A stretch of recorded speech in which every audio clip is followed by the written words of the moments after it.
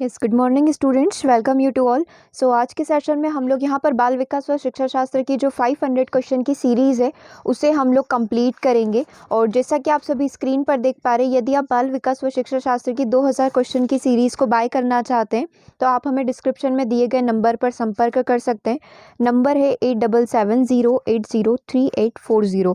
और इसी तरीके से EVS की सीरीज़ भी आ चुकी है, जो इसमें आपके कंप्लीट नोट्स रहेंगे, 20 मॉक टेस्ट रहेंगे, NCERT समरी है, करंट अफेयर्स है, स्टैटिक जीके है, सब कुछ आपको कंप्लीट एक ही जगह मिल जाएगा। तो आप EVS की सीरीज़ को भी बाय कर सकते हैं। ओके, और इसका यदि आप डेमो देखना चाहते हैं, कंटेंट देखना चाहते हैं, तो आप डेमो वीडियो की लिंक डिस्क्रिप्शन में रखी हुई है, उस पर जाकर देख सकते हैं। ओके, सेशन को हम लोग यहाँ पर स्टार्ट करेंगे। सबसे पहला क्वेश्चन आपकी स्क्रीन पर है, SEN का फुल फॉर्म क्या होता है? स्पेशल इमोशनल नेगोशिएशन बोला जाता है। दूसरा है सोशल एजुकेशन नीड्स बोला जाता है। तीसरा है स्पेशल एजुकेशनल नीड्स इसे बोला जाता है, या फिर स्पेशल और एक्सेप्शनल नीड इसे बोला जाता है। तो देखो, ये कहीं ना कहीं हमारा एजुकेशन का सिस्टम है, इसे बोला जाता है स्पेशल एजुकेशनल नीड्स। आंसर आपका यहाँ पर क्या हो जाएगा? आंसर आपका हो जाएगा ऑप्शन नंबर सी। अगर आपसे और कुछ डिटेल में पूछ लिया जाता तो आपका आंसर ये होना चाहिए था कि ये किस एक्ट के अंदर आता है। तो ये हमारा जो एजुकेशनल एक्ट है, हमारा एजुकेशनल एक्ट 1996 के सेक्शन 312 के अंदर आता है। ठीक है, मैं पूरा यहाँ पर लिख रही हूँ ताकि आपको ये चीज़ें ध्यान रहे। क्या मैंने अभी बोला? एजुकेशनल एक्ट जो है हमारा 1996 यानी कि 1996 में आया हुआ, उसका जो एक्ट है, उसका एक्ट कौन सा वाला है? 312 का जो सेक्शन है इसके अंदर ये आता है। सेक्शन 312 के अंदर ये आता है। क्या है ये? स्पेशल एजुकेशन नीड्स है। ठीक है, तो आप इस चीज़ को ध्यान रखेंगे। अगले क्वेश्चन की हम लोग यहाँ पर बात करते हैं। क्वेश्चन नंबर 324, मतलब क्वेश्चन नंबर 324 आपकी स्क्रीन पर है।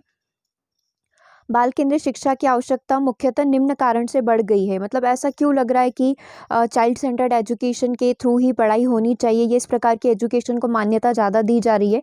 रीज़न क्या हो सकता है? सबसे पहला कारण है आपके सामने, माता पिता के पास अपने बच्चों के लिए समय नहीं है, इस वजह से चाइल्ड सेंटर जो CCE है उसको अपनाया गया है। दूसरा, माता पिता कम योग्य है, मतलब माता पिता इसके क्वालिफाइड नहीं है या इसके लिए कैपेबल नहीं है। शिक्षकों की बेहतर योग्यता की वजह से चाइल्ड सेंटर्ड को अपनाया गया है, या फिर शिक्षक संपूर्ण विकास के लिए अधिक सुसज्जित हैं। डेफिनेटली हम लोगों को इतनी पेडागोजी वगैरह सब कुछ पढ़ाया जाता है कि हाउ टू टीच, ये तक सिखा दिया जाता है कि आपको कैसे पढ़ाना है। तो डेफिनेटली हम लोगों को रेडी किया जाता है बच्चों को पढ़ाने के लिए। हम लोग प्रिपेयर्ड हैं, हम लोग बोल सकते हैं कि हम लोग पहले से प्रिपेयर है कि बच्चों को हमें कैसे पढ़ाना है। तो शिक्षक संपूर्ण विकास के लिए अधिक तरीके से सुसज्जित, यह हमारा आंसर यहाँ पर हो जाएगा।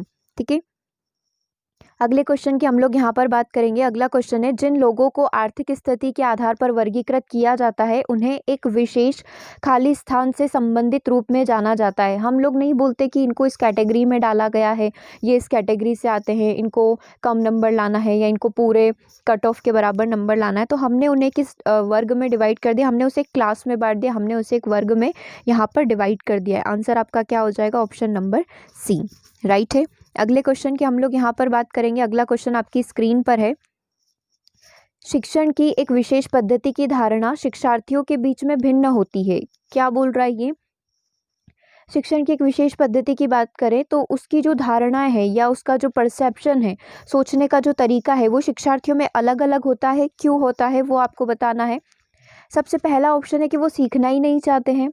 दूसरा है, उन्हें विषय की जो विषय उन्हें पढ़ाया जा रहा है वो पसंद नहीं है। ठीक है, वो टॉपिक उनको पसंद नहीं है।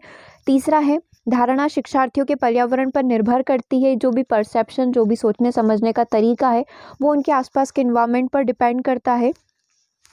और अगला ऑप्शन है, उनमें से कुछ शिक्षक को पसंद नहीं करते, मतलब बच्चे ना, उनको टीचर्स पसंद नहीं है। रीज़न क्या हो सकता है कि बच्चे जो हैं, जैसे कि यहाँ पर क्वेश्चन में पूछा गया है कि शिक्षण की एक विशेष पद्धति की धारणा शिक्षार्थियों के लिए बीच में भिन्न हो सकती है। मतलब टीचिंग को लेकर बच्चों के अलग अलग आइडियाज़, थॉट्स, विचार यहाँ पर हो सकते हैं, क्योंकि वो उस तरीके से नहीं सोचते या फिर उनके देखने का नज़रिया अलग अलग होगा। धारणा शिक्षार्थियों के पर्यावरण पर निर्भर करती है, जिसके क्या है वो आदी हो चुके हैं, या फिर बोल सकते हैं कि उससे कनेक्टेड है बच्चे। जैसा वो एनवायरनमेंट, जिस एनवायरनमेंट में वो रहते हैं, उनकी सोच उसके हिसाब से ही होगी। ठीक है, आंसर सी है। क्वेश्चन नंबर 327 आपकी स्क्रीन पर है, यौवन के दौरान होने वाला प्राथमिक परिवर्तन यहाँ पर क्या कहलाता है? मनोवैज्ञानिक परिपक्वता आप बोल सकते हो क्या, सामाजिक परिपक्वता, संज्ञानात्मक या फिर यौन परिपक्वता। देखो यहाँ पर हिंट भी मिल रही है और यौवन की बात करें तो यहाँ पर सेक्सुअल मैच्योरिटी ही आएगी। ठीक है, किशोरावस्था में जब बच्चों को इस प्रकार की एजुकेशन वगैरह दी जाती है। आंसर आपका यहाँ पर ऑप्शन नंबर डी होगा। क्वेश्चन नंबर 328 आपकी स्क्रीन पर है। 20वीं शताब्दी के मध्य में एक विकास सिद्धांतकार कौन थे या फिर कौन था जो बच्चों के नैतिक विकास के अपने विशिष्ट गुणों और विस्तृत सिद्धांत के लिए जाने जाते हैं? अच्छा, अगर अब मैं आपसे पूछूं कि नैतिक विकास का सिद्धांत किसने दिया तो जल्दी से आंसर आ जाएगा आपका, लेकिन यहाँ पर 20वीं शताब्दी और इस तरीके से डिफाइन किया हुआ है ताकि आप थोड़ा कंफ्यूज हो जाए या फिर आपको क्वेश्चन पढ़ने में समय लगे। आंसर आपका नैतिक शिक्षा या नैतिक विकास का जो सिद्धांत है वो लॉरेंस कोहेलबर्ग के द्वारा बताया गया। आंसर आपका क्या हो जाएगा? ऑप्शन नंबर 1 यहाँ पर हो जाएगा। वाइगोत्स्की से आप परिचित है, इसी जीन पियाजे को आप जानते हैं, कॉग्निशन के लिए एरिक एरिक्सन को जो पूरा जीवन 8 चरणों में डिवाइड होता है वो उनके द्वारा बताया गया। नैतिक विकास जो है लॉरेंस कोहेलबर्ग के द्वारा बताया गया। आंसर आपका हो जाएगा ऑप्शन नंबर 1। ठीक है, चलिए अगले क्वेश्चन की हम लोग यहाँ पर बात करेंगे। क्वेश्चन नंबर 329 आपकी स्क्रीन पर है। किसने प्रभाव का नियम प्रतिपादित किया था? आपको ध्यान है थॉर्नडाइक के द्वारा 3 मुख्य नियम और 5 गौण नियम दिए गए थे, उसमें एक प्रभाव का नियम, इफेक्ट वाला नियम आता है। आंसर आपका यहाँ पर क्या हो जाएगा? थॉर्नडाइक हो जाएगा। ठीक है, आंसर क्या हो गया? Option number C. यस, अगले क्वेश्चन की हम लोग यहाँ पर बात करेंगे। अगला क्वेश्चन क्या बोल रहा है? पहला बुद्धि परीक्षण टेस्ट किसने विकसित किया था? क्वेश्चन नंबर 330 आपकी स्क्रीन पर है। बीने और वर्नन के द्वारा किया गया था। बीने और सीमोन के द्वारा किया गया था। गोडार्ड और टर्मन के द्वारा किया गया था, फिर गोडार्ड और वेशलर के द्वारा किया गया था। तो पहला बुद्धिमत्ता टेस्ट बीने साइमन टेस्ट के नाम से प्रसिद्ध है। अल्फ्रेड बीने और जो हमारे साइमन है उनके द्वारा दिया गया था। तो आंसर आपका यहाँ पर हो जाएगा ऑप्शन नंबर बी। ठीक है, चलिए अगले क्वेश्चन की हम लोग यहाँ पर बात करेंगे। अगला क्वेश्चन आपकी स्क्रीन पर है। भारत में आंगनवाड़ी केंद्रों के माध्यम से दी जाने वाली पूर्व प्राथमिक शिक्षा किसके अंतर्गत आती है? जैसे आंगनवाड़ी जो होते हैं उसके माध्यम से, आंगनवाड़ी केंद्रों के माध्यम से जो पूर्व प्राथमिक शिक्षा यहाँ पर दी जाती है आंगनवाड़ी सेंटर के थ्रू, वो किस डिपार्टमेंट या फिर किस मंत्रालय के अंदर उसको कंसीडर किया जाता है? क्या सामाजिक न्याय और अधिकारिता मंत्रालय, सोशल जस्टिस वाले डिपार्टमेंट के अंदर आता है, मिनिस्ट्री के अंदर आता है, स्वास्थ्य परिवार कल्याण मंत्रालय के अंदर आता है, महिला और बाल विकास या फिर मानव संसाधन HRD के अंदर आता है? तो ये हमारा आता है महिला और बाल विकास संसाधन के अंतर्गत। आंसर आपका क्या हो जाएगा? Option number C. महिला और बाल विकास मंत्रालय जो है इसकी सारी देखरेख करता है, कितना पैसा इस मंत्रालय को मिलेगा, आंगनवाड़ी तक कैसे पहुंचाना है, ये सारा कार्य हमारे जो women and child development ministry है उसके अंदर कंसीडर किया जाता है। आंसर आपका ऑप्शन नंबर सी होगा। क्वेश्चन नंबर 332 आपकी स्क्रीन पर है। गहन चिंतन निम्न का एक पहलू हो सकता है, किसका हो सकता है? बायस हो जाना मतलब पक्षपाती हो जाना, रीजनिंग तार्किक होना, बिलीफ विश्वास रखना या फिर इमोशन भावनाओं का होना। गहन चिंतन किस चीज़ का एक पहलू है? गहन चिंतन हम लोग बोल सकते हैं, हम लोग यदि क्रिटिकल थिंकिंग कर रहे हैं मतलब कहीं ना कहीं हम लोग क्या है, तार्किक है, कहीं ना कहीं हम लोग बोल सकते हैं हम लोग लॉजिकल हैं। आंसर आपका फिर यहाँ पर क्या हो जाएगा? तर्क करने की बात हो रही है। आंसर आपका हो जाएगा ऑप्शन नंबर बी, क्योंकि गहन चिंतन करना पक्षपात से कनेक्टेड नहीं हो रहा है। ठीक है, बिलीफ मान्यता से कनेक्टेड नहीं हो रहा है और इमोशन से कनेक्टेड भी नहीं हो रहा है। तो फिर आपका आंसर यहाँ पर क्या हो जाना चाहिए? Option number B. अगले क्वेश्चन की बात करते हैं। शिक्षण की गुणवत्ता का निर्णय निम्न पर निर्भर करता है। एक शिक्षण, टीचिंग की हम लोग बात कर रहे हैं, वो एक क्वालिटेटिव हो रहा हो जहाँ पर हर एक बच्चा अच्छे से अध्ययन कर रहा हो, तो आप उसको कैसे डिटरमाइन करोगे, कैसे पता करोगे? संबंधों को विकसित करने पर, अच्छे से रिलेशन बनाकर, जानकारी प्राप्ति पर, तीसरा है अनुशासन पर या छात्रों के समझ विकास पर। हम लोग देखते हैं कि कोई भी स्कूल या कोई भी हम लोग कहीं पर भी देखते हैं तो अगर बच्चे अच्छे से ग्रोथ कर रहे हैं, सिर्फ पढ़ाई में नहीं, हर एरिया में बच्चे का ग्रोथ दिख रहा है, स्कूल का नाम हो रहा है क्योंकि बच्चे अच्छे से ग्रोथ कर रहे हैं, तो यहाँ पर छात्रों का समग्र विकास देखा जाएगा। आंसर आपका क्या हो जाएगा? Option number D. ठीक है, अगले क्वेश्चन की हम लोग यहाँ पर बात करते हैं। ADHD का फुल फॉर्म क्या है? देखो बहुत बार ये क्वेश्चन पूछ लिया गया है ग्रेड 2 के पेपर्स में, तो आप ध्यान रखेंगे इस क्वेश्चन को। Attention deficit hyper sensitivity disorder, Hindi में देखेंगे ध्यान अभाव अति संवेदनशीलता विकार। दूसरा है ध्यान अभाव सक्रियता विकार, सक्रिय अभाव सक्रियता विकार या फिर आक्रामकता अभाव सक्रियता विकार।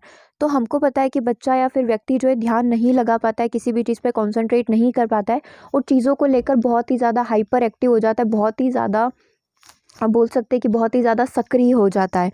तो आंसर क्या होना चाहिए? Attention deficit hyperactivity disorder. Option number B आपका यहाँ पर बिल्कुल राइट होगा, क्योंकि यहाँ पर देखो अटेंशन डेफिसिट तो ठीक था लेकिन इसने हाइपर सेंसिटिविटी बोल दिया, संवेदनशील बोल दिया, जो कि गलत है।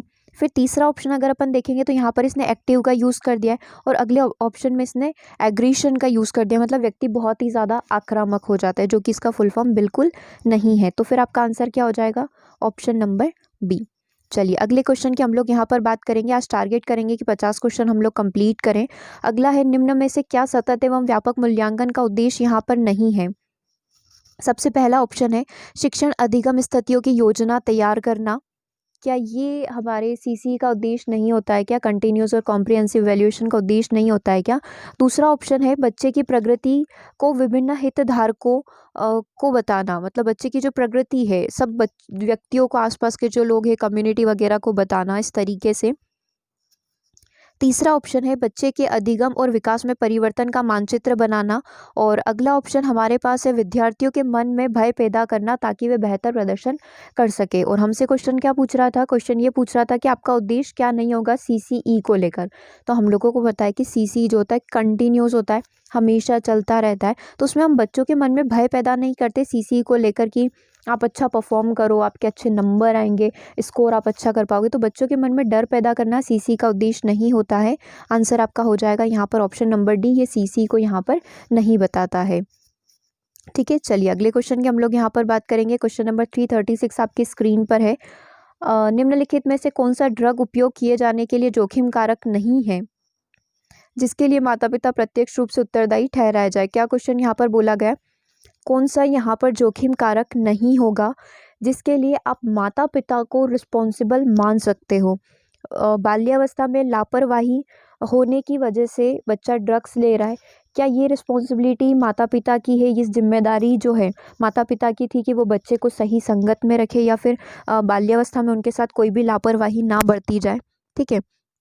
दूसरा है दुर्व्यवहार, उनके दुर्व्यवहार, जैसे दुर्व्यवहार अगर माता पिता का बच्चों के प्रति हो तो भी हम लोग बोल सकते हैं कि हाँ बच्चों के प्रति माता पिता का व्यवहार अच्छा नहीं था, या फिर बच्चों ने माता पिता के साथ अच्छा व्यवहार नहीं किया, जहाँ पर बच्चों को रोका नहीं गया और फिर वो बुरी संगत में पड़ गए।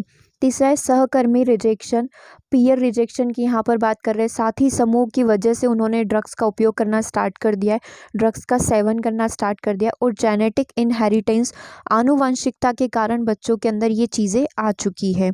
ठीक है, अब क्या कारण नहीं है? सहकर्मी का कोई भी रिलेशन माता पिता से कनेक्ट नहीं होगा। सहकर्मी मतलब उस व्यक्ति का या फिर वो जो बच्चा था उसकी संगत ना उस समय अच्छी नहीं थी। मान लो उसका साथ वाला कोई ड्रग्स वगैरह का शिकार है तो वो भी उससे साथ रहते रहते उसका शिकार यहाँ पर हो गया, तो इसके लिए हम लोग माता पिता को रिस्पॉन्सिबल नहीं मान सकते हैं। ठीक है, बाकी ए, बी और डी जो है कहीं ना कहीं माता पिता अपनी भूमिका बच्चों के साथ निभा सकते हैं।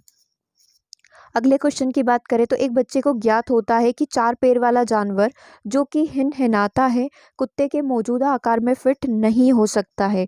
इस नई जानकारी को इस आकार में फिट करने के लिए वो कौन सी प्रक्रिया को अपनाएगा?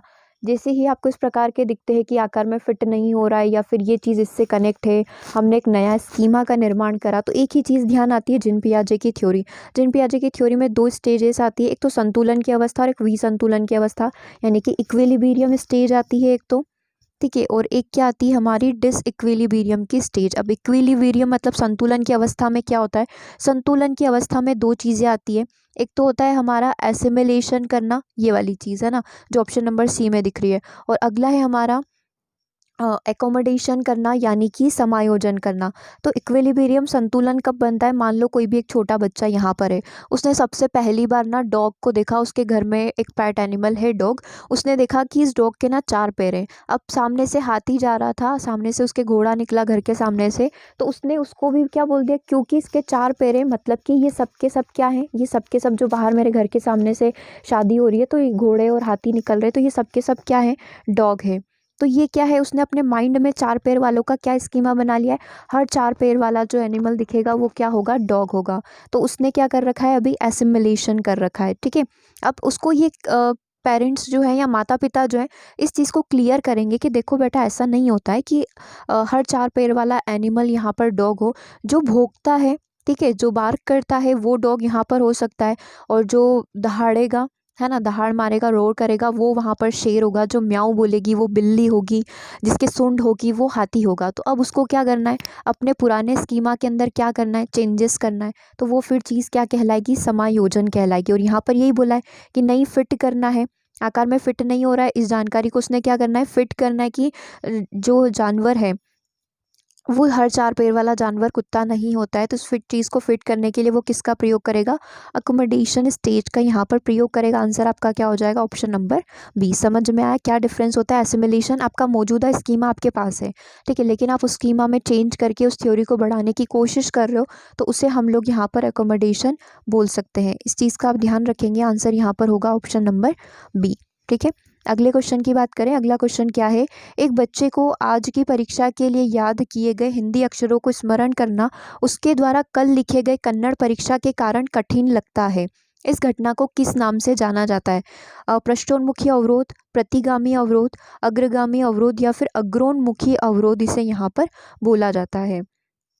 तो देखो क्वेश्चन को फिर से समझना पड़ेगा। क्वेश्चन क्या बोल रहा है, क्वेश्चन कुछ इस तरीके से कि एक बच्चे की आज की परीक्षा के लिए याद किए गए हिंदी अक्षरों को स्मरण करना उसके द्वारा कल, मतलब कि पास्ट में लिखे गए कन्नड़ परीक्षा के कारण कठिन लग रहा है। मतलब पास्ट में क्या था, पास्ट में उसने, मतलब कल उसके कन्नड़ लैंग्वेज का पेपर था, और आज अगर मैं बात करूँ टुडे की, आज की यदि मैं बात करूँ तो आज उसका हिंदी का पेपर है, और वो हिंदी में अच्छा परफॉर्म क्यों नहीं कर पा रहा है, क्योंकि उसको सारे कन्नड़ की ही शब्द याद आ रहे हैं कि कन्नड़ में मेरे नाम को इस तरीके से लिखा जाएगा और हिंदी में मेरे नाम को इस तरीके से लिखा जाएगा। तो बच्चे को ना नई चीज़ें याद करने में समस्या हो रही है। जब भी बच्चा नई चीज़ों को याद नहीं कर पाता है तो उसे हम लोग क्या बोलते हैं, प्रोएक्टिव इंटरफेरेंस बोलते हैं, या फिर अग्रोन्मुखी अवरोध इसको बोला जाता है। तो ऐसी सिचुएशन में फिर आंसर हमारा क्या हो जाएगा, आंसर हो जाएगा ऑप्शन नंबर डी। ये एक प्रकार का अग्रोन्मुखी अवरोध को शो करेगा। ठीक है, क्लियर हुआ। पृष्ठोन्मुखी मतलब कि उसको पुराना याद नहीं आ रहा है, लेकिन अभी तो सिचुएशन ये हो रही है कि हिंदी का पेपर देने बैठे हैं और हिंदी याद नहीं आ रही, मतलब नई चीज़ें याद नहीं हो पा रही क्योंकि पुरानी चीज़ें उसको परेशान कर रही है। तो ये चीज़ें हमारी प्रोएक्टिव इंटरफेरेंस यहाँ पर कहलाती है। ओके, चलिए अगला क्वेश्चन आपकी स्क्रीन पर है। जो माता पिता बहुत सारे नियम बनाते हैं लेकिन बच्चों को नियम का पालन करने के लिए सहायता भी करते हैं, उन्हें किस प्रकार के पेरेंट्स बोला जाएगा। जैसे हमको बोला जाता है ना कि शाम को 6 बजे बाद खाना नहीं खाओ, दिन अस्त हो जाता है, इस तरीके से। तो हमारे पास रीज़न है कि क्यों शाम को 6 बजे बाद या फिर दिन अस्त होने के बाद खाना नहीं खाया जाता है। तो इस प्रकार के पेरेंट्स को हम लोग क्या बोलते हैं, जो साथ के साथ हमें रीज़न भी बताते हैं कि हम आपको बोल रहे हैं तो उसके पीछे का रीज़न ये है, देखो। तो उसे क्या बोला जाता है, उस प्रकार की पेरेंटिंग को बोला जाता है ऑथोरिटेटिव पेरेंटिंग। क्योंकि पेरेंट्स ना काफ़ी ज़्यादा केयर भी करते हैं और साथ में अगर कोई गलती करे तो बच्चों के ऊपर कंट्रोल भी दिखाते हैं। हाई यहाँ पर कंट्रोल रहता है, जैसे कि हमने एक टेबल के थ्रू पढ़ा था, हाई कंट्रोल रहेगा और हाई वार्मथ, मतलब प्यार भी बहुत अच्छा रहेगा और कंट्रोल भी यहाँ पर बहुत अच्छा रहेगा। ठीक है, आंसर आपका हो जाएगा ऑप्शन नंबर सी। और अगर आप दूसरे ऑप्शन भी देखना चाहें तो अनइन्वॉल्व, माता पिता का बच्चों से कोई कनेक्शन नहीं है। और परमिजिव में ना माता पिता बहुत ही ज़्यादा अनकंट्रोलेबल लव बच्चों को दिखाते हैं, लाड़ प्यार से बिगाड़ देते हैं बच्चों को, वो परमिजिव पेरेंटिंग होती है। और ऑथोरिटेरियन पेरेंटिंग, माता पिता ना बहुत ही ज़्यादा कंट्रोल करते हैं बच्चों को, मतलब उनके ऊपर नियम कानून लगाना, उनको नियमों के दायरे में रखना, यहाँ पर अधिकारवादी पालन पोषण शैली इसको बोला जाता है। ठीक है, 4 प्रकार की पालन पोषण शैली हमारी अभी क्लियर है। चलिए अगले क्वेश्चन पर बात करते हैं। कार्य करने और एक लक्ष्य की ओर बढ़ने की इच्छा है, खाली स्थान है, मतलब कि आप चाहें तो चारों ऑप्शन को फिल करके देख लेना। दृढ़ता, कार्य करने और एक लक्ष्य की ओर बढ़ने की इच्छा है। अगला है साहस, जो है कार्य करने और एक लक्ष्य की ओर बढ़ने की इच्छा है। मोटिवेशन जो है उसकी वजह से आप कार्य की ओर कार्य करते हैं और अपने लक्ष्य की ओर बढ़ते हैं, ये आपकी इच्छा है। और धैर्य, कार्य करने और एक लक्ष्य की ओर बढ़ने की इच्छा है। तो देखो आंसर सही क्या लग रहा है, मोटिवेशन ही होगा, प्रेरणा की ही बात हो रही होगी। प्रेरणा की वजह से ही हम लोग कार्य करते हैं और अपने लक्ष्य की ओर अग्रसर होते हैं, अपने लक्ष्य को प्राप्त करने के लिए दिन रात कार्यरत रहते हैं। तो आंसर यहाँ पर ऑप्शन नंबर सी है। क्वेश्चन नंबर 41 की हम लोग यहाँ पर बात करेंगे। निम्नलिखित सिद्धांतकार में से कौन अधिगम की प्रक्रिया के वर्गीकरण में, अधिगम की प्रक्रिया में वर्गीकरण के महत्व पर जोर देते हैं। मतलब अधिगम को क्लासिफाई करने का कार्य इन 4 मनोवैज्ञानिकों में से किसने किया है। कोहलर, नैतिक विकास, है ना। Albert Bandura, observational theory. Jerome Bruner जो है हमारे कॉग्निशन थ्योरी से संबंधित है, और पावलोव हमारे व्यवहारवाद से संबंधित है। ठीक है, तो एक ही आंसर आपको दिखेगा जो कि option number C, Jerome Bruner के द्वारा जो है इन्होंने बच्चा जो है किस तरीके से चीज़ों को लर्न करता है, जैसे कि जिन पियाजे ने बताया था, सेम टू सेम उन्होंने यही बताया था, बस थोड़ा सा उसके अंदर चेंज था, क्योंकि जिन पियाजे ने 4 स्टेजेस बताई थी, लेकिन जो जेरोम ब्रूनर थे उन्होंने उसको 3 स्टेप में शॉर्ट कर दिया था। सबसे पहली जो इनकी स्टेज थी, चलो जेरोम ब्रूनर आ गए तो कुछ क्वेश्चन भी हम लोग इनके कंप्लीट कर लेंगे ताकि ये टॉपिक साथ के साथ कंप्लीट हो जाए। देखो जेरोम ब्रूनर की हमने अभी देखा कि 3 स्टेजेस होती है। अब वो 3 स्टेजेस कौन सी होगी? सबसे पहली स्टेज इनकी होती है सक्रियता की अवस्था। यदि आप लोग नोट्स बना रहे हैं तो आप इस चीज़ को लिख लेना कि इनकी जो पहली स्टेज होती है वो सक्रियता की अवस्था होती है। सक्रियता क्या होता है? इनएक्टिविज्म इसे इंग्लिश में बोला जाता है ना। इनएक्टिविज्म की स्टेज होती है जो कि हम लोग बोल सकते हैं कि 0 से 18 महीने तक चलती है या फिर 2 वर्ष आप मानकर चलो, है ना। अब यहाँ पर बच्चा जो है फिजिकल एक्टिविटी करता है या फिर एक्शन बेस्ड एक्टिविटी करता है। मतलब उसको कुछ भी चीज़ चाहिए तो वो अपनी फिजिकल एक्टिविटी के थ्रू सामने वाले को समझाने की कोशिश करेगा। तो यहाँ पर बच्चा कैसे करता है? एक्शन बेस्ड वर्क यहाँ पर करने की कोशिश करेगा। ठीक है। दूसरी स्टेज की हम लोग यहाँ पर बात करेंगे। दूसरी स्टेज आती है दृश्य प्रतिमा अवस्था। क्या बोला जाता है इसे? दृश्य प्रतिमा अवस्था इसे बोला जाता है। यदि आप इंग्लिश की बात करेंगे तो इसे आइकॉनिक स्टेज यहाँ पर बोला जाएगा। कौन सी स्टेज यहाँ पर बोला जाएगा? आइकॉनिक स्टेज या फिर आइकॉनिक इमेज बेस्ड स्टेज। ठीक है। दृश्य प्रतिमा यानी कि आइकॉनिक, प्रतिमा मतलब इमेज, बेस्ड स्टेज इसे बोला जाता है। ठीक है। यहाँ पर बच्चा जो होता है इमेज बेस्ड चीज़ें करता है। इमेज बेस्ड मतलब उसके सामने कोई भी इमेज है तो उसके आधार पर बच्चा यहाँ पर ज्ञान की प्राप्ति कर सकता है। ठीक है। तो आप इसे ध्यान रख सकते हैं, दृश्य प्रतिमा अवस्था। तीसरी अवस्था की यदि हम लोग बात करें तो तीसरी अवस्था हमारी होती है सांकेतिक अवस्था। ठीक है। सांकेतिक अवस्था के अंदर क्या होता है? सांकेतिक या फिर इंग्लिश में आप इसे देखेंगे तो इंग्लिश में इसे सिंबॉलिक स्टेज बोला जाता है। यहाँ पर बच्चा जो है प्रतीकों के माध्यम से सीखने की कोशिश करता है और इसे लैंग्वेज बेस्ड स्टेज भी बोला जाता है क्योंकि यहाँ पर बच्चा जो है लैंग्वेज को सीखने लग जाता है। लैंग्वेज से रिलेटेड तार्किक चिंतन करना, अमूर्त चिंतन करना सारे बच्चे के स्टार्ट धीरे धीरे होने लगते हैं। ठीक है। तो हमने कौन कौन सी 3 स्टेजेस को देखा वो हम लोग एक बार रिवाइज कर लेते हैं जो कि जेरोम ब्रूनर के द्वारा दी गई है। सबसे पहले इनएक्टिविज्म स्टेज इसे बोला जाता है, हिंदी में इसे बोलेंगे सक्रियता की अवस्था। ठीक है। दूसरा होता है हमारा आइकॉनिक स्टेज, दृश्य प्रतिमात्मक अवस्था जो कि इमेज बेस्ड सारे काम करती है। तीसरा होता है हमारा सिंबॉलिक स्टेज जो कि हमारा लैंग्वेज बेस्ड होता है। ठीक है। तो ये 3 अवस्थाएं हमारी होती है जो कि कौन दिए थे? जेरोम ब्रूनर दिए थे। तो वर्गीकृत भी किसने किया है? जेरोम ब्रूनर ने यहाँ पर वर्गीकृत किया है। तो इसका आंसर हमारे लिए क्या हो गया? इसका आंसर हमारे लिए हो जाना चाहिए, देखो इंग्लिश में देखोगे तो आप इसको ब्रूनर पढ़ोगे और हिंदी में देखोगे तो बर्नर देख के शायद आप कंफ्यूज हो जाओ कि कहीं ना कहीं ये कोई और मनोवैज्ञानिक है। तो आप बेटर है कि इंग्लिश में भी नाम पढ़ लेना। चलिए अगला क्वेश्चन आपकी स्क्रीन पर है। क्वेश्चन क्या बोल रहा है? विज्ञान समस्या समाधान आधारित शिक्षा शिक्षार्थियों की मन की वैज्ञानिक आदतों को प्रोत्साहित करती है। मतलब कि विज्ञान में कौन सी शिक्षा होना चाहिए? समस्या आधारित। समस्या मतलब बच्चों के सामने समस्या रखो, बच्चे उस प्रॉब्लम का सॉल्यूशन निकालेंगे। प्रॉब्लम बेस्ड स्किल बच्चों के यहाँ पर निर्मित की जानी चाहिए विज्ञान के अंदर, है ना। मनोवैज्ञानिक आदतों को विकसित करेगी। इनमें से कौन सा विकल्प समस्या आधारित सिद्धांत सीखने के कुछ दिशा निर्देशों का उचित तरीके से वर्णन यहाँ पर करता है? सबसे पहला ऑप्शन है पढ़ना लिखना और सुनना। क्या ये दिशा निर्देश होंगे क्या मनोवैज्ञानिक आदत विकसित करने के?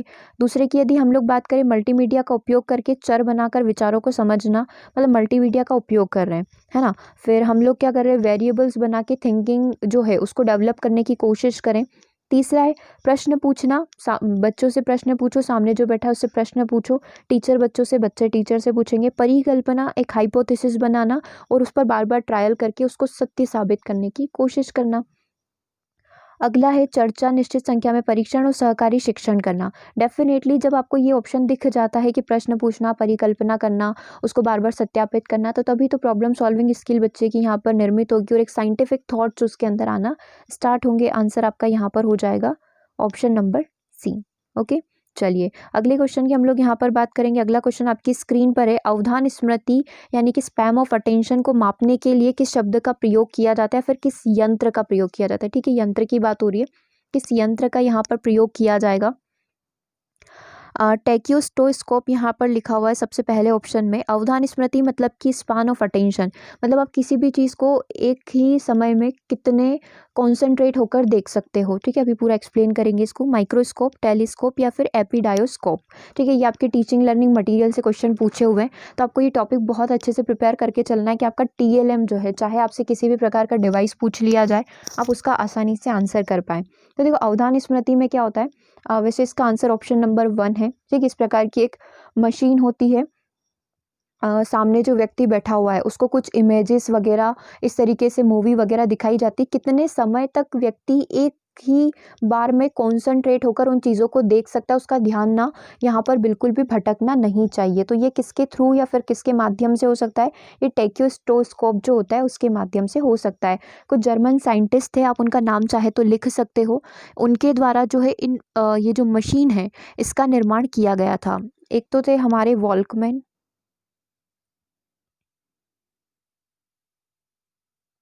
कौन है ये? वॉल्कमैन जर्मन साइंटिस्ट है, और एक और नाम है सैम्यूल करके। ठीक है, एक पूरा नाम तो मुझे याद नहीं है बट सैम्यूल करके नाम है इनका, सैम्यूल। इन दोनों ने, सैम्यूल और आर आप याद रख सकते हो, पीछे इनका हो सकता है आर कुछ है। वॉल्कमैन और सैम्यूल, इन दोनों के द्वारा स्टैक्योस्टोस्कोप जो है इसका निर्माण किया गया था। आप, हम लोग नहीं देखते कि इस इमेज को देखिए, बिल्कुल आंखें बंद किए बिना पलक झपकाए आपको इस इमेज को देखते रहना है। आप कितनी देर कॉन्सेंट्रेट होकर इस इमेज को देख सकते हो या इस फिल्म को देख सकते हो? तो वो जो मशीन है वो टैक्योस्टोस्कोप कहलाती है। माइक्रोस्कोप हमें पता है छोटे छोटे सूक्ष्म जीवों को देखने के लिए होता है। टेलीस्कोप हम लोग बड़ी चीज़ों को देखने के लिए करते हैं। एपिडायोस्कोप क्या होता है? इसके थोड़े अलग अलग प्रकार होते हैं, उसमें से आप देख सकते हैं कि इसके सामने आपने कोई भी इमेज रख दिया, उस इमेज को बड़ा करना है या फिर चलती हुई फिल्म को देखना है, बहुत छोटी छोटी चीज़ों को हम लोग बड़ा एक्सपांड करके देखना चाहते हैं, तो हम लोग एपिडायोस्कोप का प्रयोग यहाँ पर कर सकते हैं। आंसर क्या होगा? आंसर हो जाएगा यहाँ पर ऑप्शन नंबर 1। चलिए अगले क्वेश्चन की हम लोग यहाँ पर बात करेंगे। पहचान यानी कि ईदम, अहम यानी कि ईगो, और सुपर ईगो यानी कि परा अहम निम्न में से किसके द्वारा स्थापित किए गए थे? आई थिंक सबसे आसान क्वेश्चन आपके लिए होगा ये। अब्राहम मास्लो के द्वारा, पावलोव के द्वारा, कार्ल यूंग के द्वारा, या फिर सिगमंड फ्राइड के द्वारा। ईदम, अहम और सुपर ईगो की परिभाषा जो है या फिर ये 3 वर्ड जो है किसके द्वारा डिफाइन किए गए? सिगमंड फ्राइड के द्वारा। ईदम पहचान हमारा डेविल माइंड होता है, ठीक है, और ईगो की बात करें, अहम की बात करें, तो ये डिसाइड करता है क्या करना है क्या नहीं करना है, जो रियल में हम लोग हैं, है ना, कि हमें पता होता है ना कि यार इसकी बात मानना है इसकी नहीं मानना है, डिसाइडर पॉइंट जिसे हम लोग बोल सकते हैं। और सुपर ईगो आपको हमेशा सही राह दिखाता है कि आपको यही करना चाहिए। हमारा एक जो फेरी वाला या जो एक अंतरात्मा होती है ना, जो हमें हमेशा सही करने को बोलती है, वो वाली चीज़ यहाँ पर सुपर ईगो कहलाएगी। सिगमंड फ्राइड के द्वारा इन 3 शब्दों का प्रयोग यहाँ पर किया गया है। ठीक है, इलेक्ट्रा ग्लैंड की बात कर ले, ओइडिपस की बात कर ले, तो ये सारे शब्द भी सिगमंड फ्राइड के द्वारा ही प्रयोग किए गए हैं। अगला बात करते हैं हिम वाला जो था एक, जिसमें हमने देखा था कि 10% हमारा माइंड एक्टिव रहता है, बाकी 90% हमारा सबकॉन्शियस रहता है, जिसको एक हिम बर्फ शैली के माध्यम से समझाया गया था। ठीक है, तो वो आइस वाला, आइसबर्ग के माध्यम से समझाया गया था इंग्लिश में जिसे बोले, तो वो भी सिगमंड फ्राइड के द्वारा ही उस शब्द को डिफाइन किया गया है। ठीक है, अगला क्वेश्चन है, प्रेरणा के सिद्धांत में कहता है कि प्रेरणा का सिद्धांत क्या बोलता है? हमारी अनुराग बासु और प्रेरणा वाली प्रेरणा है ये। पुरस्कार से व्यक्ति कार्य करने के लिए प्रेरित होते हैं। प्रत्येक व्यक्ति में जरूरतों का पदानुक्रम होता है। किसी व्यक्ति में वह बनने की इच्छा होती है जो वह बनने में सक्षम है, और अभिप्रेरणा का जो परिणाम है उस व्यक्ति या उस बच्चे की इच्छा पर निर्भर करता है कि वो किस तरीके से उस चीज़ को लेकर सोचता है। इंग्लिश में चाहे तो आप पढ़ सकते हैं, motivation depends on the desirability of the outcome. मतलब कि आपकी डिमांड कैसी है, मान लो आपकी डिमांड अभी जॉब की है, तो आपके अंदर मोटिवेशन भी उसी प्रकार से आएगा, अभिप्रेरणा भी वही होगी। तो ये चीज़ यहाँ पर पूछी गई है। तो प्रेरणा का सिद्धांत क्या बोलता है? एक्सपेंडेंसी थ्योरी ऑफ मोटिवेशन यहाँ पर क्या बोलती है? आंसर क्या होगा? देखो, पुरस्कार वाले तो कहीं ना कहीं एक लालच वाली बात हो जाएगी, रिवॉर्ड की बात हो रही है, और एक पदानुक्रम में चला, एक हिरार्की होता है मोटिवेशन का। तीसरा, किसी व्यक्ति में वो बनने की इच्छा होती है जो वो बनने में सक्षम है, और डी है अभिप्रेरणा परिणाम की इच्छा पर निर्भर करता है। तो आंसर यहाँ पर ऑप्शन नंबर डी बिल्कुल राइट होगा। अभिप्रेरणा जो है परिणाम की इच्छा पर निर्भर करता है, आप किस तरीके का परिणाम चाहते हो उस प्रकार से अभिप्रेरणा आपके पास होती है, या उस प्रकार का मोटिवेशन आपके पास होता है। आंसर यहाँ पर ऑप्शन नंबर डी होगा। ठीक है, चलिए अगले क्वेश्चन की हम लोग यहाँ पर बात करेंगे। अगला क्वेश्चन क्या बोल रहा है? समावेशी कक्षा में पढ़ना शिक्षकों के लिए एक चुनौती है और इसमें निश्चित रूप से आवश्यकता होती है। एक समावेशी कक्षा में पढ़ाना, टीचर ना एक समावेशी कक्षा में पढ़ा रहा है, तो टीचर के पास क्या होना चाहिए? निश्चित रूप से प्रवृत्ति की आवश्यकता होती है, प्रतिभा की आवश्यकता होती है, दक्षता, मतलब एक टीचर के पास एबिलिटी है बोल सकते हैं, और एक अभ्यास की आवश्यकता होती है। तो डेफिनेटली टीचर के पास ये एबिलिटी होना चाहिए या फिर ये दक्षता होना चाहिए कि वो सभी बच्चों को साथ लेकर चल सके। तो इसी सिचुएशन में आपका आंसर क्या हो जाएगा? ऑप्शन नंबर सी हो जाएगा। ठीक है, चलिए अगले क्वेश्चन की बात करें। अगला क्वेश्चन क्या बोल रहा है? क्वेश्चन नंबर 347 आपकी स्क्रीन पर है, सबसे पहले ही ब्लैंक दिया हुआ है, को वैचारिक परिवर्तन प्राप्त करने में प्रभावी पाया गया है। पाठ आधारित अध्ययन प्रणाली को वैचारिक परिवर्तन प्राप्त करने में प्रभावी पाया गया है क्या, या फिर प्रयोगशाला हो सकता है, डिस्कवरी अधिगम हो सकता है, या फिर विसंगति का पता लगाना ही एक तरीके से कॉन्सेप्चुअल चेंज की यहाँ पर बात करेगा, या फिर वैचारिक परिवर्तन की यहाँ पर बात करेगा।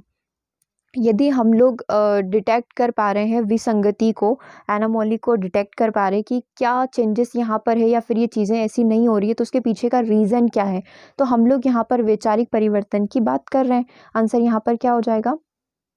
Option number D, detecting an anomaly, यानी कि विसंगति का पता लगाना ही हमें बताता है कि वैचारिक परिवर्तन प्राप्त करने में वो चीज़ काफ़ी ज़्यादा इफेक्टिव है। ठीक है, चलिए अगले क्वेश्चन की हम लोग यहाँ पर बात करेंगे। मास्लो का प्रेरणा का पदानुक्रम के अनुसार स्वपूर्ति की आवश्यकताएं क्या होती है? स्वपूर्ति मतलब कि सेल्फ फुलफिलमेंट हो जाना, मतलब हम लोग ना खुद से सेटिस्फाई हैं, तो ये तो सबसे लास्ट स्टेज होती होगी। तो अब्राहम मास्लो की हम लोग स्टेज बनाना शुरू करते हैं। सबसे पहली जो स्टेज होती है हम लोगों की होती है शारीरिक आवश्यकताएं, मतलब जो एक साइकोलॉजिकल नीड्स होती है वो हमारी यहाँ पर कंप्लीट हो जाए। ठीक है, बेसिक आवश्यकताएं जो होती है, ठीक है, रोटी कपड़ा मकान वाली आवश्यकताएं जो होती है वो सबसे पहले पूरी हो जाना चाहिए। उसके बाद साइकोलॉजिकल नीड्स, बेसिक आवश्यकताओं के बाद हम लोग चाहते हैं कि हमारी सेफ्टी नीड्स, हमारी जो सुरक्षा की आवश्यकताएं हैं वो कंप्लीट हो जाए। और सुरक्षा की आवश्यकताएं कंप्लीट होने के बाद वी नीड की हमारी केयर करने वाला कोई हो, हमारी फैमिली अच्छे से सेटल हो। तो लव एंड बिलोंगिंग की हम लोग यहाँ पर बात करते हैं, तीसरे चरण की हम लोग यहाँ पर बात कर रहे हैं। लव और केयर की बात होने के बाद हम लोग अब समाज से चाहते हैं कि समाज हमारा सम्मान करे, या फिर हम लोग कहीं ना कहीं एक सम्मान की इच्छा रखते हैं। ठीक है, तो ये हम लोग बोल सकते हैं सेल्फ एस्टीम नीड, आप इसको बोल सकते हो, सम्मान की आवश्यकता। ठीक है, अब ये जब सारी इच्छाएं हमारी पूरी हो जाती है, जैसे जैसे हम लोग ये लेवल अचीव करते जाते हैं, हम लोग लास्ट पर पहुंच जाते हैं सेल्फ एक्चुअलाइजेशन पर। सेल्फ एक्चुअलाइजेशन मतलब कि आत्मविश्लेषण की आवश्यकता। आत्मविश्लेषण में क्या होता है, हम लोग सेटिस्फाई हैं, हम लोगों ने अपना जितना भी ये काल निकाला है, जितना भी समय यहाँ पर हमने निकाला है, हम लोग उससे क्या हो चुके हैं, अब सेटिस्फाई हो चुके हैं। ठीक है, तो ये सबसे लास्ट स्टेज होती है। आंसर आपका क्या हो जाएगा? आंसर आपका हो जाएगा ऑप्शन नंबर 1। चलिए आगे बढ़ते हैं। अच्छा, इसके अंदर एक क्वेश्चन और पूछा गया था, उसमें थोड़ा सा डाउट रहता है। एक बच्चा जो है अपनी टीचर से या फिर अपनी क्लास से एक्सेप्ट करता है, या फिर ऐसा सोचता है, एक्सपेक्ट करता है, सोचता है कि उसे एक बहुत अच्छा परसेंटेज यहाँ पर मिलेगा, मतलब कि कहीं ना कहीं उसके बच्चे के मन में लालच है कि उसे क्या मिले, क्लास में सम्मान मिले, सब उसकी प्रशंसा करे, उसको रिवॉर्ड यहाँ पर दिया जाए, उसे कोई भी ट्रॉफी मिले। इस तरीके से बच्चा जो है डिमांड कर रहा है। तो according to Abraham Maslow's theory बच्चा जो है किस लेवल पर है? ठीक है, तो ऐसा नहीं कि छोटे बच्चे हैं तो वो इस लेवल पर होगा, बड़ा होगा तो वो सबसे आखिरी में पहुंचेगा, ऐसा कुछ नहीं होता है। एक बार और मैं हिरारकी बना रही हूँ ताकि हम लोगों का ये क्वेश्चन क्लियर हो जाए। ठीक है, ऐसे ही कहीं किसी पेपर में पूछा हुआ था। सबसे पहले शारीरिक आवश्यकता होती है, फिजिकल हम लोग बोल सकते हैं कि एक बेसिक नीड बोल लो, जो बेसिक हमारी जीवन जीने के लिए जो नीड्स होती है वो बोल सकते हैं। दूसरी हम लोग यहाँ पर बोल रहे हैं कि दूसरी हमारी जो आवश्यकता होती है वो सेफ्टी होती है, सुरक्षा, घर वगैरह, पैसा, थोड़ा सब कुछ हमारे पास हो। घर के बाद हम लोग चाहते हैं लव एंड बिलोंगिंग, हमारी कोई केयर करने वाला हो, अच्छे से फैमिली वगैरह सब कुछ सेटल हो। लव एंड बिलोंगिंग के बाद वी नीडेड कि सब हमारा क्या करे, सम्मान करे। हम लोग जिसे बोलते हैं सेल्फ एस्टीम नीड हमारी हो जाए, एस्टीम नीड जिसे बोला जाता है। ठीक है, समाज से सम्मान की आवश्यकता, तो बच्चा इसी पर था। अगली वाली होती सेल्फ एक्चुअलाइजेशन की नीड। अब बताइए बच्चा कौन सी वाली स्टेज पर है? जब उसे चाहता है कि उसके स्कूल वाले क्या करें, उसकी प्रशंसा करें, तो वो क्या चाह रहा है, समाज से सम्मान चाह रहा है। तो वो कौन सी स्टेज में होगा? वो हमारी सेल्फ एस्टीम नीड्स में चल रहा होगा, यानी कि वो क्या चाहता है, समाज से सम्मान की आवश्यकता को वो चाहता है, एस्टीम नीड को वो यहाँ पर चाहता है। तो फिर आपका आंसर उस तरीके से हो जाएगा जैसा भी आपसे ऑप्शन पूछा जाएगा। ठीक है, चलिए तो यहाँ पर हमारा आंसर क्या था, कौन सा क्वेश्चन हम लोग यहाँ पर कर रहे थे, 1 सेकेंड, ये वाला। मास्लो के प्रेरणा के पदानुक्रम के अनुसार स्वयं पूर्ति की आवश्यकता है क्या होती है? Self actualization. जो सबसे ऊपर होगा वो स्वयं पूर्ति, क्योंकि हम लोग क्या हो चुके हैं, खुद से सेटिस्फाई हो चुके हैं। आंसर आपका ऑप्शन नंबर 1 होगा। अगले क्वेश्चन की हम लोग यहाँ पर बात कर रहे हैं। फ्रायड के अनुसार, सिगमंड फ्रायड के अनुसार यहाँ पर बात हो रही है आनंद सिद्धांत पर व्यक्तित्व का कौन सा भाग संचालित होता है? आनंद की यहाँ पर बात हो रही है। ठीक है, और सिगमंड फ्रायड की बात हो रही है, मतलब वही ईदम, अहम और सुपर ईगो की बात हो रही होगी। ठीक है, अब हमको खुशी कब मिलती है? 3 बातें हमारे सामने होती है। एक हमारे पास होता है ईदम, एक होता है हमारे पास अहम, और इंग्लिश में यहाँ पर लिख रही हूँ। एक होता है हमारे पास सुपर ईगो, परा अहम जिसे बोला जाता है। ईदम, जैसे कि अभी अपन ने बोला, हमारा राक्षसी दिमाग होता है, हमारा डेविल माइंड होता है, जो हमें हमेशा खुश करने की कोशिश करता है, चाहे चीज़ें गलत भी हो फिर भी वो चाहता है क्योंकि आप खुश रहो। तो ईदम जो है हमें हमेशा क्या करता है, खुश करने की कोशिश करता है। आनंद सिद्धांत पर कौन कार्य करता है, ईदम करता है। सुपर ईगो जो हमेशा सही होता है, उसी डायरेक्शन में चलता है, वो हमेशा हमें ऑनेस्ट रहने की कोशिश करता है कि हम लोग ईमानदार रहें, हम लोग कुछ भी ऐसा बुरा कार्य ना करें ताकि हमें फ्यूचर में पछताना पड़े। वो वाली सारी चीज़ें हमारे सुपर ईगो के अंदर आ जाती है। और अहम जो होता है वो डिसाइड करने का कार्य करता है कि मैं ईदम की बात मानूं या मैं सुपर ईगो की बात मानूं। तो आनंद, आपको खुशी कौन देगा, आपको खुशी सिर्फ ईदम दे सकता है। मान लो आपको लग रहा है कि आपको आपके फ्रेंड से बात नहीं करनी या फिर आपको उससे लड़ने की इच्छा हो रही है, तो ईदम तो बोलेगा कि जा जाके लड़के आ जा, फिर नहीं जा सकता है तो फ़ोन करके लड़ाई कर ले। सुपर ईगो बोलेगा नहीं, उसने तुम्हारी हेल्प करी थी, तुम्हें लड़ना अलाउ नहीं है। इस तरीके से सुपर ईगो आपको बोलेगा। और जो अहम होता है वो आप हैं, जिसे डिसाइड करना है कि मैं ईदम की बात मानूं या मैं सुपर ईगो की बात मानूं। ठीक है, समझ में आ गया होगा क्या चीज़ हम लोग बोल रहे हैं। आनंद कौन है यहाँ पर, आनंद हम लोग बोल सकते हैं, आनंद हमारा यहाँ पर हो जाएगा ईदम। ठीक है, ऑप्शन नंबर सी हमारा यहाँ पर बिल्कुल राइट होगा। ईदम हमें हमेशा खुश रखने की कोशिश करता है। ओके, चलिए अगले क्वेश्चन की हम लोग यहाँ पर बात करेंगे। क्वेश्चन नंबर 350 आपकी स्क्रीन पर है। बाल्यावस्था और वयस्क अवस्था के बीच एक बच्चे के जीवन में कौन सा समय होता है। हम लोग पढ़ते हैं जैसे गर्भावस्था होती है, देन शैशव अवस्था होती है, फिर हमारी बाल्यावस्था चाइल्डहुड आ जाती है, फिर हमारी किशोरावस्था एडोलसेंस आ जाती है, और फिर हमारी वयस्क अवस्था आ जाती है। ठीक है, तो अब यहाँ पर आपसे पूछा गया है कि जो एडल्टहुड और चाइल्डहुड के बीच में हमारी एडोलसेंस स्टेज आती है, मतलब आंसर आपका हो जाएगा ऑप्शन नंबर 1। ओके, चलिए अगले क्वेश्चन की हम लोग यहाँ पर बात करेंगे। अगला क्वेश्चन आपकी स्क्रीन पर है। किसी परीक्षण की क्षमता को निरूपित करने के लिए कौन सा पद दिया गया है जिसे अनुरूपता के मापने के लिए इसे डिजाइन किया गया है। देखो क्वेश्चन क्या बोल रहा है, वापस से पढ़ते हैं। किसी परीक्षण की क्षमता को निरूपित करना है, ठीक है, उसके लिए कौन सा पद इन 4 ऑप्शन में से आप प्रयोग करोगे, जिससे क्या होगा, जिससे अनुरूपता से मापने के लिए डिजाइन किया गया। मतलब हमें क्या करना है, अनुरूपता यहाँ पर मापनी है। ठीक है, हमें यहाँ पर एक कंसिस्टेंसी मापनी है कि कोई भी बच्चा किस तरीके से कार्य कर रहा है। क्वेश्चन ये बोलने की यहाँ पर कोशिश कर रहा है। ठीक है, नॉर्म्स बोला जाता है, क्या उसे विश्वसनीयता बोला जाता है, उसे रीजनिंग बोला जाता है, उसे वैलिडिटी बोला जाता है। वैलिडिटी होगा नहीं, यहाँ पर तार्किकता की बात नहीं कर रहे, तर्क की बात नहीं कर रहे हैं। हम लोग यहाँ पर बात कर रहे हैं कि किसी की क्षमता को मापना है तो वो कैसा होना चाहिए, वो जो टेस्ट है वो कैसा होना चाहिए। तो उसके लिए आप किस शब्द का प्रयोग करोगे, रियलेबल शब्द का प्रयोग करोगे कि वो कैसा होना चाहिए, विश्वसनीय होना चाहिए। सभी व्यक्तियों का विश्वास उस चीज़ पर हो कि हाँ आपने ये टेस्ट लिया है, आपने अच्छा परफॉर्म किया है, क्योंकि ये टेस्ट अच्छा था, रियलेबल था, विश्वसनीय था, विश्वास करने योग्य है। मतलब क्या आप या फिर हम लोग जो हैं उसके काबिल हैं, उस चीज़ के लायक हैं कि हम लोग इस टेस्ट को पास कर पाएँ। ठीक है, तो टेस्ट कैसा होना चाहिए, हमेशा ये टेस्ट की क्वालिटी होती है, टेस्ट हमेशा रियलेबल होना चाहिए, हर जगह विश्वसनीय होना चाहिए। ठीक है, तो विश्वसनीयता की यहाँ पर बात हो रही है। अगले क्वेश्चन की हम लोग यहाँ पर बात करेंगे। समावेशी शिक्षा के लाभ क्या है।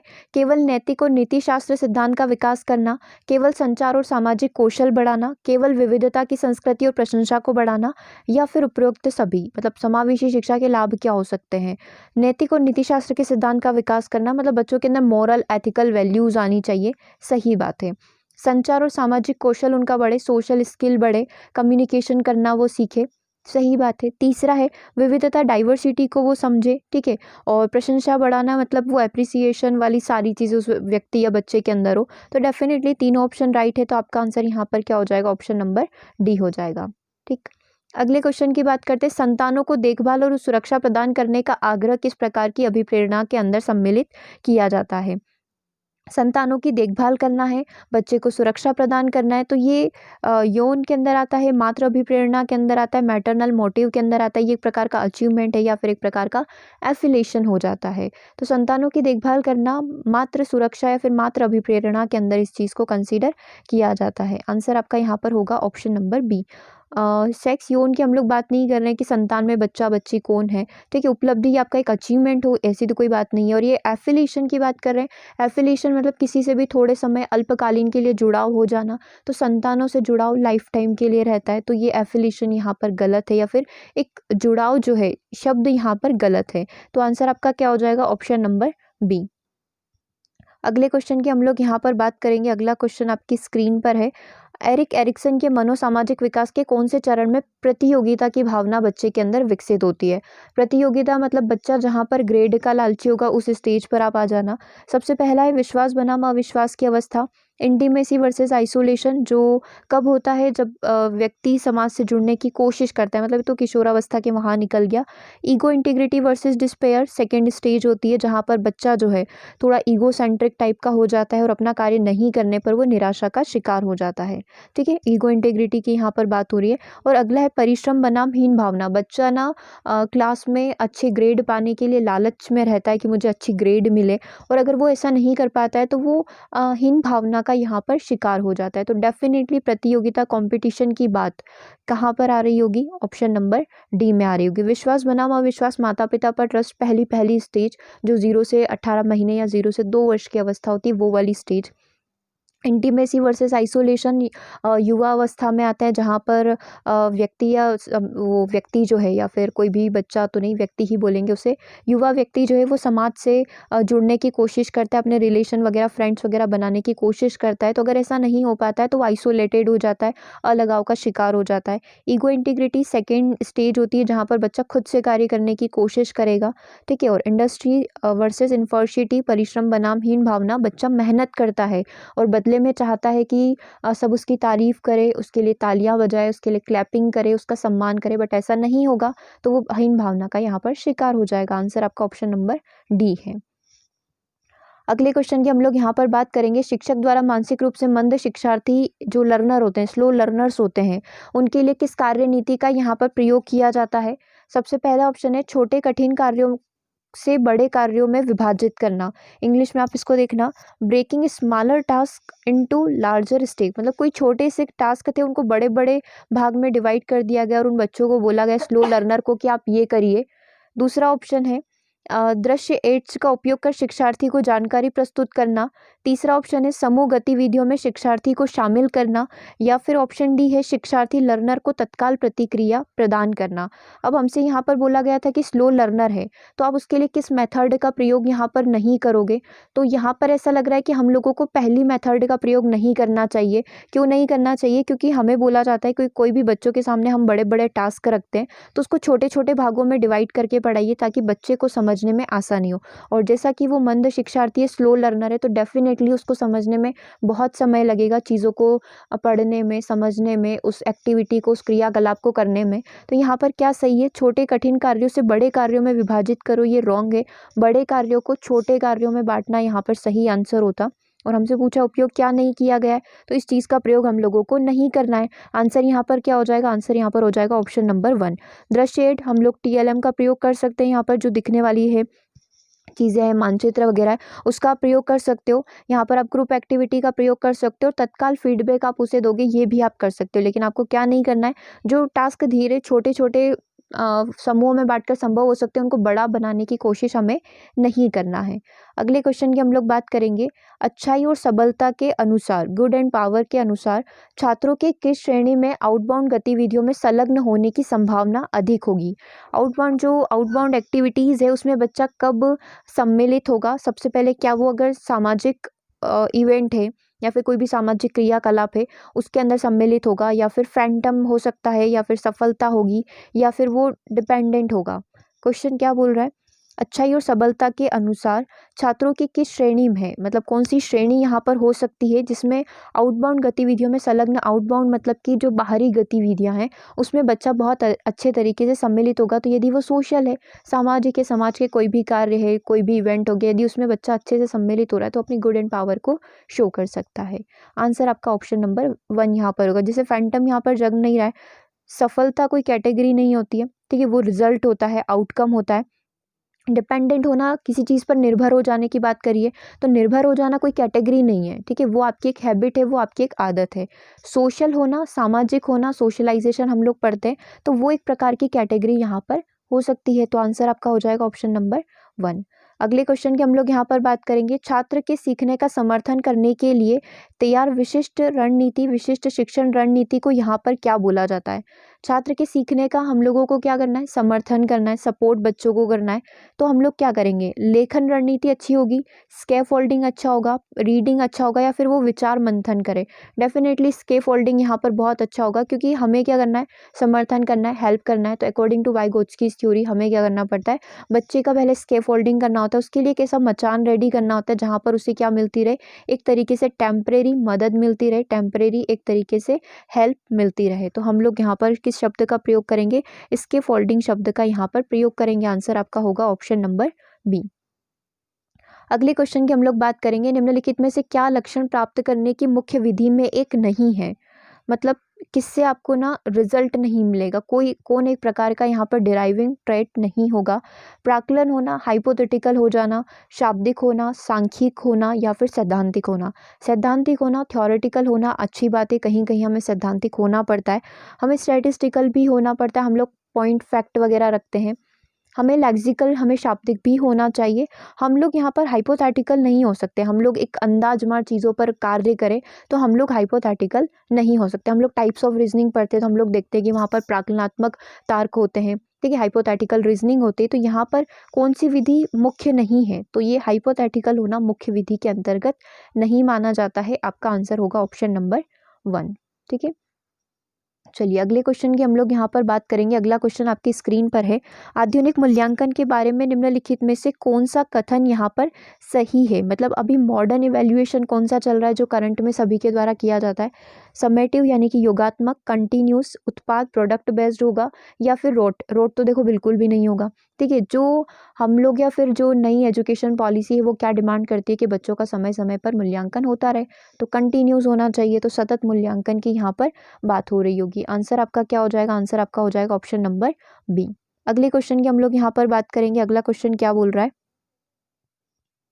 देखो अगला क्वेश्चन आपकी स्क्रीन पर है, निम्नलिखित में से क्या विकास जो है व्यापक मार्गदर्शन परामर्श कार्यक्रम की योजना बनाने और वितरित करने में ध्यान केंद्रित नहीं करता है। मतलब बच्चे का डेवलपमेंट हो, उसको अच्छे से गाइडेंस मिले, ठीक है, उसका अच्छे से व्यापक रूप से अच्छे से सब कुछ कंप्लीट हो जाए, मतलब एक कंप्लीट डेवलपमेंट हो जाए, तो उसके लिए किस चीज़ की आवश्यकता यहाँ पर नहीं होगी, फाइनेंशियल होने की, पर्सनल, सामाजिक, या फिर शैक्षणिक और करियर। तो यहाँ पर हम लोग फाइनेंशियल, उसकी वित्तीय स्थिति को इतना ज़्यादा ध्यान नहीं देंगे। आंसर आपका यहाँ पर हो जाएगा ऑप्शन नंबर 1। उसका पर्सनल, उसका व्यक्तिगत बिहेवियर हम लोग देखेंगे, उसका सोशल बिहेवियर एनालिसिस हम लोग करेंगे, एकेडमिक और करियर भी हम लोग यहाँ पर देखेंगे उसका कि कैसे हम लोग आगे बना सकते हैं। फाइनेंशियल की बात हम लोग यहाँ पर नहीं करेंगे, तो आंसर हो जाएगा आपका ऑप्शन नंबर 1। अगला क्वेश्चन आपकी स्क्रीन पर है, किसने बारीकी से प्रच्छन्न दिव्यता के तहत प्राकृतिक विकास की एक व्यापक जटिल अवधारणा को विस्तृत किया था। क्या बोला गया कि मतलब किसने बहुत अच्छे तरीके से प्रच्छन्न दिव्यता के माध्यम से एक प्राकृतिक विकास, मतलब एक जो नेचुरल डेवलपमेंट होता है वो किसके द्वारा बताया गया है, बॉल्डविन के द्वारा बताया गया है, एरिक एरिक्सन के द्वारा, जिन पियाजे के द्वारा, या फिर वाइगोत्स्की के द्वारा। मान लो आपने इस क्वेश्चन को पहले कभी नहीं पढ़ा है, फिर भी आप इसका आंसर कर पाओगे। कैसे कर पाओगे, क्योंकि एरिक एरिक्सन आपको पता है 8 स्टेजेस बताते हैं जीवन की, कि जीवन या तो ऐसे चलता है या फिर ऐसे चल सकता है, ठीक है, तो उन्होंने वो सिचुएशन वाला बता दिया है। पियाजे ने 4 अवस्थाएं बता दी थी, वाइगोत्स्की ने अपना मदद वाला जो है कि कैसे मदद मिलती है बाहर से, उसके बारे में बताया। तो नेचुरल डेवलपमेंट की बात यहाँ पर कौन करे होंगे, फिर बॉल्डविन के द्वारा की गई होगी। तो आपका आंसर यहाँ पर हो जाएगा ऑप्शन नंबर 1। बहुत अच्छे तरीके से, बहुत व्यापक रूप से जो इन्होंने नेचुरल डेवलपमेंट की यहाँ पर बात करी है। कौन है वो, बॉल्डविन है, ठीक है। अगले क्वेश्चन की हम लोग यहाँ पर बात करेंगे, विचलन आईक्यू वितरण में मानक विचलन जो है, जो एक स्टैंडर्ड डेविएशन के लिए जो हम लोग बात करें तो उसकी वैल्यू कितनी होती होगी, 1 है, 50 है, 10 है, या 0 है। तो इसका आंसर है यहाँ पर 15 होती है यहाँ पर, क्योंकि हम लोग मानते हैं कि बच्चे का आईक्यू 15 या तो ऊपर हो सकता है या फिर 15 यहाँ पर नीचे हो सकता है। ये हमें बताता है यहाँ पर स्टैंडर्ड डेविएशन, ठीक है, या फिर इसे हिंदी में आप बोलेंगे तो विचलन आईक्यू वितरण में जो मानक विचलन का जो मान होता है वो कितना होता है, वो प्लस 15 ऊपर हो सकता है। जैसे कि एवरेज आईक्यू का एवरेज बच्चे का जो आईक्यू है वो आप 100 मान लीजिए, ठीक है, 90 नहीं 100 हम लोग मान लेते हैं। 100 से या तो बच्चा 85 हो सकता है या फिर क्या हो सकता है 115 हो सकता है। मतलब बच्चे का जो नॉर्मल कोई भी बच्चा होता है उसका आईक्यू 85 से लेकर 115 के बीच में लाई करेगा, क्योंकि 100 से या तो +15 होगा या फिर -15 होगा। तो ये चीज़ क्या बताती है, ये मानक वैल्यू को बताती है। मानक वैल्यू हमेशा +15 या फिर -15 होगी, ठीक है। तो इस श्रेणी में 85 से 115 में एक बच्चे का आईक्यू नॉर्मली लाई करता है, ओके। चलिए आज के सेशन में हमने अप्रोक्स 50 क्वेश्चन कंप्लीट कर लिए हैं। आपका स्कोर क्या रहा है ये आप कमेंट करके ज़रूर बताइएगा। मिलते हैं हम लोग अगले सेशन में। नेक्स्ट सेशन कब होगा विल इन्फॉर्म, कम्युनिटी बॉक्स पर आपको मिल जाएगा, और यदि आप व्हाट्सएप से जुड़े हुए तो वहाँ पर आपको इन्फॉर्मेशन मिल जाएगी। Thank you for watching the session.